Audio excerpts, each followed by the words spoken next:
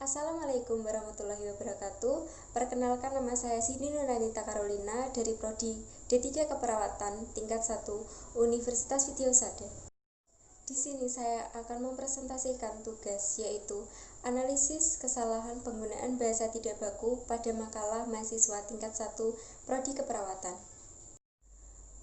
Penggunaan bahasa tidak baku pada pembuatan makalah mahasiswa tingkat 1. Pada tahun 1998 diterbitkan KBBI dan Buku Tata Bahasa Baku Bahasa Indonesia. Buku tersebut dijadikan acuan atau pedoman penggunaan bahasa Indonesia baku. Dengan adanya pedoman tersebut, maka para penutur menggunakan bahasa Indonesia baku. Namun pada kenyataannya tidak demikian, karena dalam beberapa hal, para penutur masih mengabaikan kaidah bahasa. Khusus di kalangan terpelajar, terutama pada mahasiswa tingkat 1, dalam menyusun makalah masih sering ditemukan penggunaan bahasa tidak baku. Teori-teori menurut para ahli. Menurut Spartley, Sugiono 2015-335, analisis adalah suatu kegiatan untuk mencari suatu pola.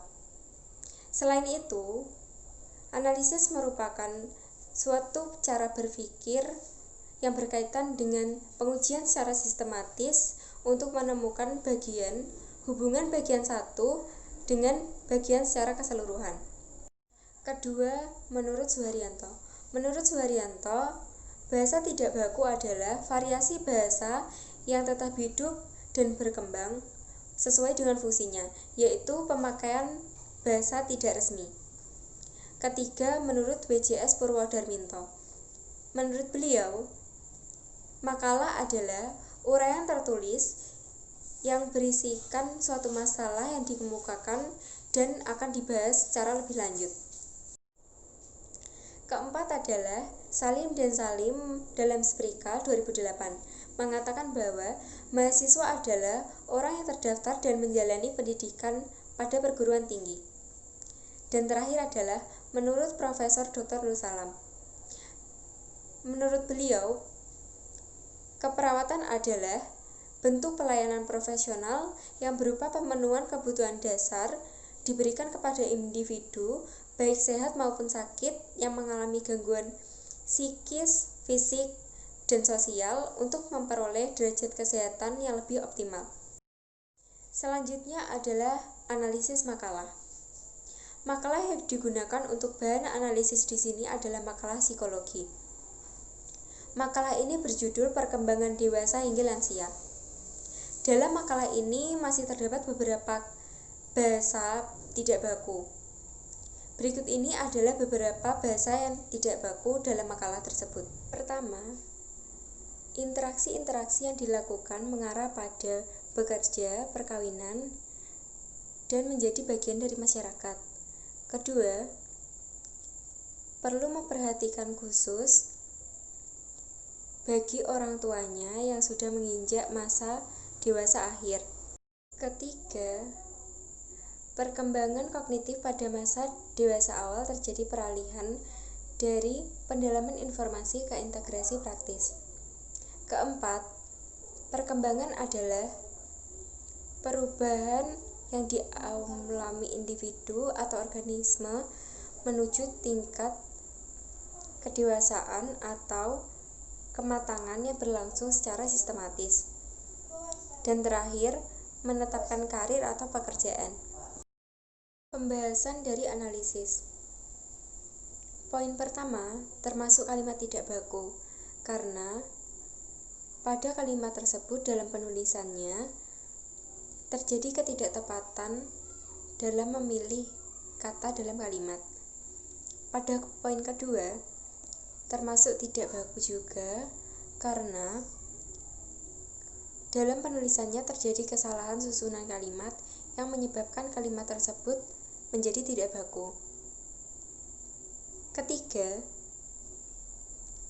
termasuk tidak baku karena dalam penulisannya pada kata ke seharusnya menggunakan menuju.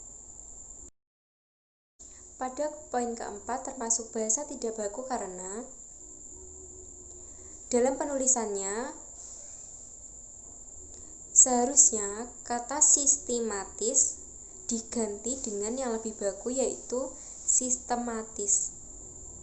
Dan yang terakhir tidak baku karena penulisan kata karir seharusnya diganti yang lebih baku dengan karier.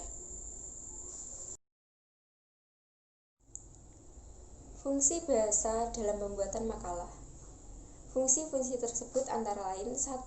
Fungsi sebagai ejaan. Ejaan dapat diartikan sebagai pelambang bunyi-bunyi bahasa yang sesuai dengan huruf, baik huruf maupun huruf yang sudah disusun menjadi kata, kelompok kata atau frasa, dan kalimat. Kedua, yaitu fungsi dalam aspek fonologis. Ragam bahasa Indonesia meliputi tulisan huruf, pelafalan, dan pengakroniman. Dan fungsi yang terakhir adalah fungsi dalam aspek morfologis. Fungsi yang menyangkut aspek morfologis adalah kata, baik berupa pengimbuhan, penggabungan, pemenggalan, penulisan, dan penyesuaian kosakata asing. Kesimpulan dan saran. Kesimpulan yang dapat diambil dari penjelasan-penjelasan di atas adalah: 1. Penggunaan bahasa baku sangat perlu dan penting dalam pembuatan makalah. Kedua, bahasa baku dijadikan acuan atau standar. Dan terakhir adalah, dalam penulisan makalah atau pembuatan makalah, mahasiswa tingkat 1 sering melupakan kesalahan, yaitu dengan tidak menggunakan bahasa baku. Dan sarannya adalah, mahasiswa dalam menulis makalah atau pembuatan makalah harus menggunakan kaidah bahasa baku yang benar. Kedua, mahasiswa harus lebih mempelajari tentang penggunaan bahasa baku yang benar. Sekian presentasi dari saya, kurang lebihnya mohon maaf. Wassalamualaikum warahmatullahi wabarakatuh.